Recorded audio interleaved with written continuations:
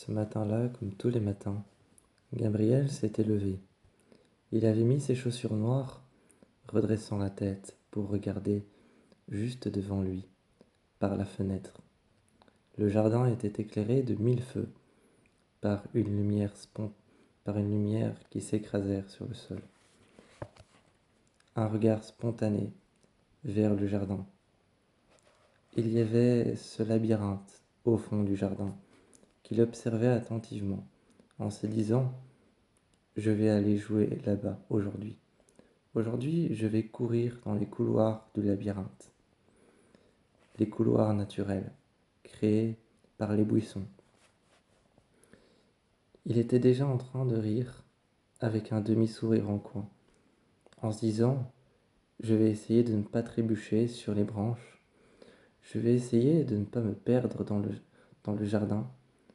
Je vais essayer de calculer pour ne pas me perdre au milieu du labyrinthe. » Il avait mis ses chaussures, enfilait ensuite, et puis une veste. Il était sorti avec une veste, et une fois dehors, il leva les yeux. La jeune femme, gardienne d'un vêtement drapé blanc, attendait au bord du lac, les chaussures presque dans l'eau, les cheveux coupés au niveau des omoplates, des cheveux usés et bruns. Elle regardait Gabriel qui était en train d'arriver et qui observait le ciel.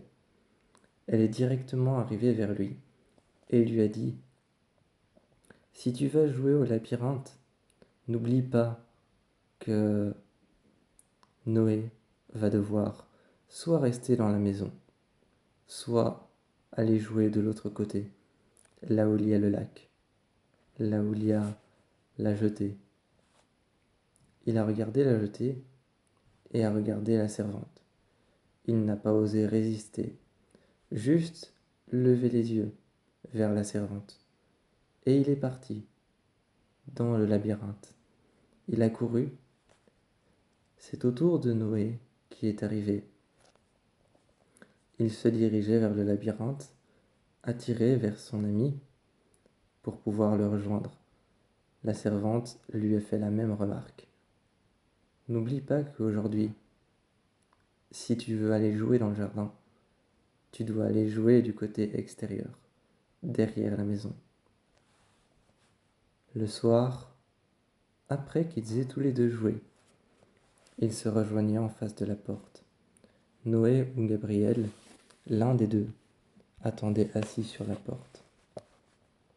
Le soir, quand il était temps de manger, ils se sont présentés juste à la table. La servante a mis ses mains sur leurs épaules en leur demandant « Alors, que voulez-vous manger ?» Mais l'espace d'un instant, elle récupéra ses esprits en disant Elle récupéra ses esprits l'espace d'un instant. Elle ne dit alors rien du tout à Noé et à Gabriel. Elle prit un plat dans le frigo et le réchauffa 1 minute au four.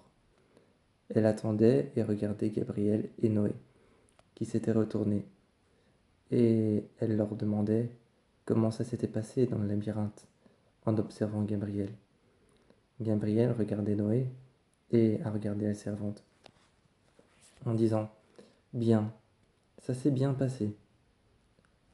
J'ai réussi à trouver la sortie. » La servante, alors que elle aurait pu très bien se contenter d'un « j'ai réussi à trouver la sortie », lui a demandé « Et en combien de temps ? En combien de temps as-tu trouvé la sortie ?» Comme si ça avait une importance capitale. Devant le feu qui crépitait et dont la chaleur tournait à l'intérieur de la pièce, Gabriel, les jambes pliées, sur le fauteuil, était en train d'écouter sa musique. Un fauteuil blanc, en tissu, un tissu un peu rêche, ancien. Il écoutait de la musique avec son casque, mais une fois la playlist terminée, il retira son casque et observait Noé lire les dernières pages de son livre. Noé leva les yeux et observa Gabriel, qui avait retiré son casque.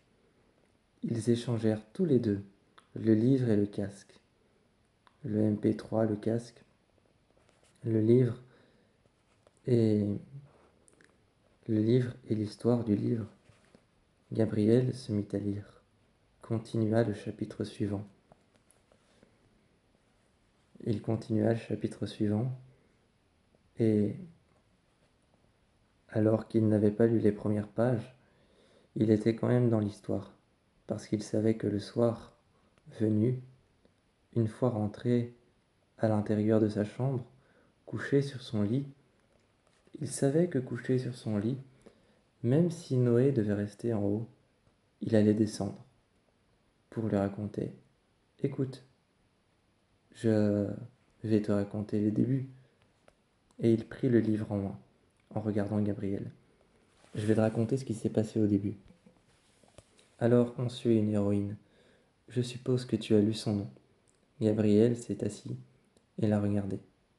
La servante frappa 2 fois à la porte, en disant « Mais enfin, vous devez être séparés. » Tard la nuit, quand la servante était partie se coucher dans sa petite chambre avec une maquilleuse et un lit assez ancien, elle ferma les rideaux. C'était le signal qu'il pouvait redescendre. Avec la lampe de poche en main, Noé lui expliquait le livre, tandis que Gabriel, quelques heures après, était en train de lui chantonner et fredonner les chansons du reste de la playlist. Le lendemain matin, le pain mis sur la table, le couteau juste à côté sur la planche, les confitures et le salé d'un côté, le sucré de l'autre, la servante prit une assiette et prit une autre assiette. Elle déposa du sucré, du salé, et elle déposa l'assiette devant Noé et devant Gabriel, en disant « Vous devez manger maintenant, vous nourrir, nourrissez-vous. » L'importance de la servante, c'était qu'ils se nourrissent, qu'ils mangent. C'était qu'ils mangent, et c'est tout. Ça s'arrêtait là. Ils devaient manger. Ils ont commencé à manger, et Gabriel leva la tête.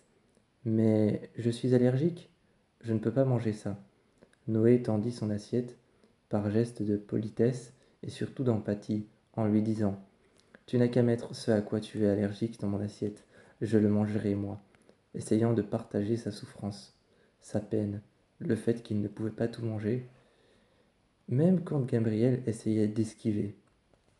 Même quand Gabriel essayait d'esquiver ce qu'il ne pouvait pas manger, la servante lui disait de tout manger. Et il mangea tout. Mais il partit dans l'escalier, avec la gorge qui gratte, avec un mal de tête, avec une nausée. Heureusement, ce n'était pas si grave. Noé l'avait aidé à remonter les marches après le déjeuner.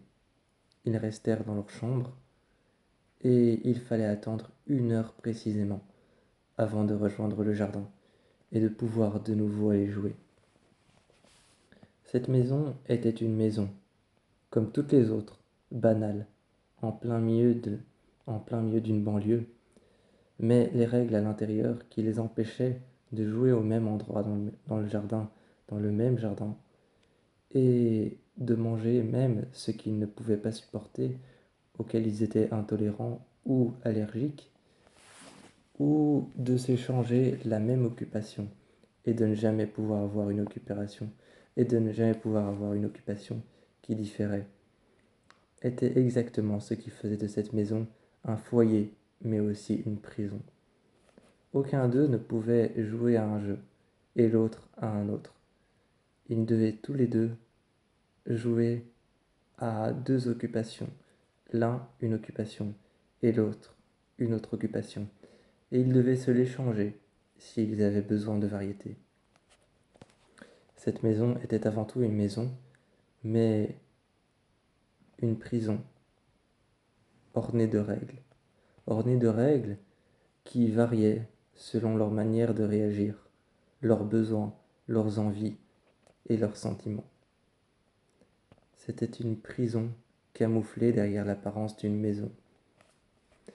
Une maison au charme, une maison au charme victorien.